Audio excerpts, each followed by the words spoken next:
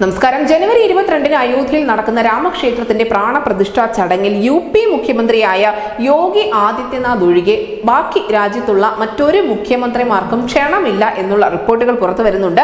മാത്രമല്ല, കേന്ദ്രമന്ത്രിമാർക്കോ മറ്റ് പ്രധാന രാഷ്ട്രീയ നേതാക്കൾക്കോ ഒന്നും തന്നെ ഈ ചടങ്ങിൽ ക്ഷണം ലഭിച്ചിട്ടില്ല.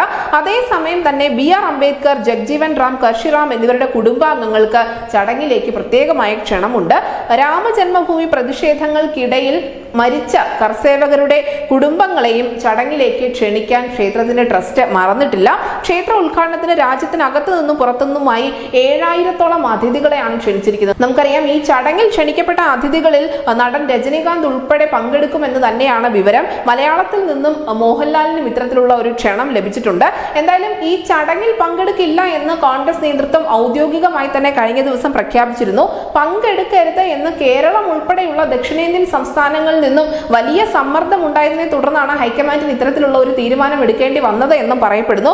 അതേസമയം തന്നെ ഈ ചടങ്ങിൽ പങ്കെടുക്കില്ല എന്നുള്ള ദേശീയ നേതൃത്വത്തിന്റെ തീരുമാനത്തിനെതിരെ ഉത്തരേന്ത്യയിലുള്ള കോൺഗ്രസിന്റെ നേതാക്കൾ വലിയ എതിർപ്പ് പ്രകടിപ്പിച്ചിട്ടുമുണ്ട്.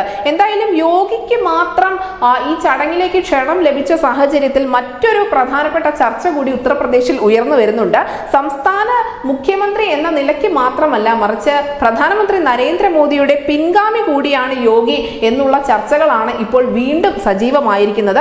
നമുക്കറിയാം, മുൻപും ഇത്തരത്തിലുള്ള ചർച്ചകൾ ഉണ്ടായിരുന്നു എങ്കിൽ പോലും ഇടക്കാലത്തേക്ക് പിന്നീട് അത്തരത്തിലുള്ള വാർത്തകളൊന്നും കേട്ടിരുന്നില്ല. അതിനുശേഷമാണ് ഒരു ചെറിയ ഇടവേളയ്ക്ക് ശേഷം വീണ്ടും പ്രധാനമന്ത്രി നരേന്ദ്രമോദിയുടെ പിൻഗാമി യോഗി തന്നെയാണ് എന്ന നിലയ്ക്ക് ചർച്ചകൾ ഉണ്ടായിരിക്കുന്നത്.